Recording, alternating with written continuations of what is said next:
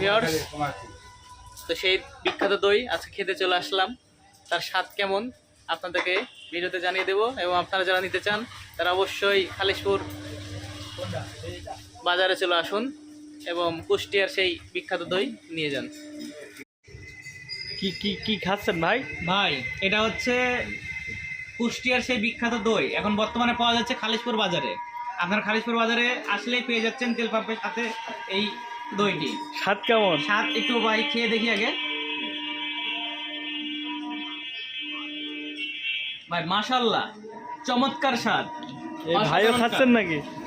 খুবই স্বাদ। তাহলে আমি একটু খাই। হ্যাঁ,